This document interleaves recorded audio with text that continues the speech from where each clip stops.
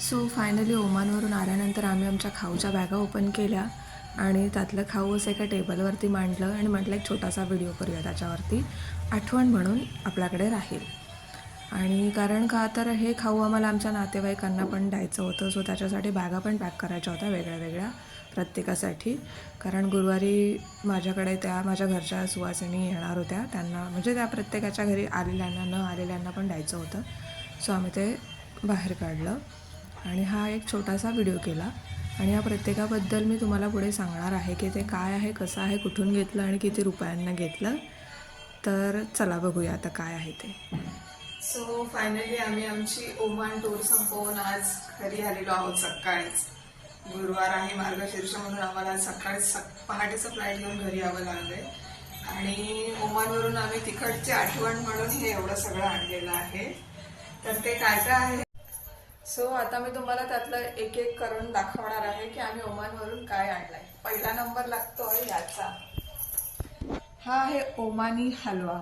हा फक्त ओमानमध्येच नाही तर पूर्ण जगभरात प्रसिद्ध आहे, ज्याची ओळख माझ्या मिस्टरांनी मला काल करून दिली टेस्ट त्याची, आणि मला ती अप्रतिम वाटली.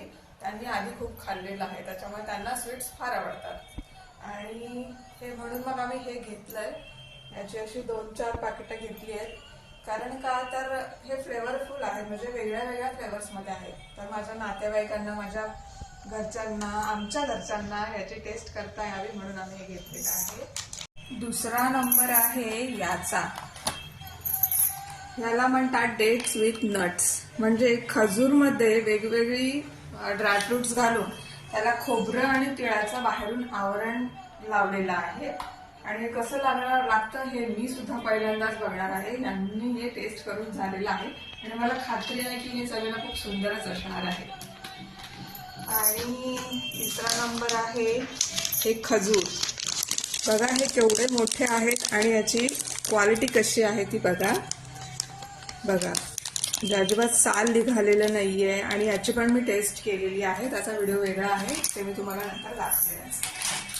नंतर हे चॉकलेट्स आहेत. हे चॉकलेट्स अबुधाबीला बनवले जातात आणि तिथून ओमानला येत असतील मे बी, सो आम्ही तिथून घेतले. हे ऑस्ट्रियाचे चॉकलेट्स आहेत, माझ्या मिस्टरांना आवडतात म्हणून त्यांनी हे घेतलेले आहेत. सो हे एवढं सगळं सामान आहे. आणि याची किंमत साधारण काय असेल तुम्ही सांगू शकता का?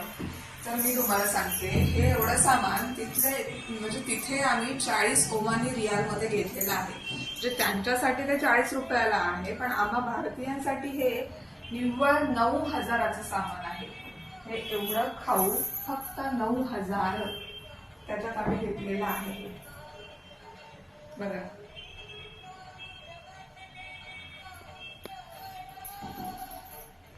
त्यानंतर घराची साफसफाई करून आंघोळ करून स्वयंपाक पाणी आवरून मी विधिवत लक्ष्मीची पूजा केली घटस्थापना करून. आणि हे व्रतकथा पुस्तक वाचन करून मी उठले आणि माझ्या घरी 5 सुवासिनी बोलावल्या होत्या. त्यांच्यासोबत हळदी कुंकवाचा कार्यक्रम केला. त्या माझ्या बहिणीच आल्या होत्या आणि काकी वगैरे आल्या होत्या. ह्या बघा त्या आहेत. हे एवढे आम्ही सगळे, माझी आजी, माझी आई, माझी काकू आणि सगळेजण आले होते. माझ्या 3 बहिणी आणि 2 बहिणींची मुलं आली होती. ही बघा. अशा प्रकारे मार्गशीर्ष गुरुवारची सांगता खूप छान प्रकारे झाली. धन्यवाद.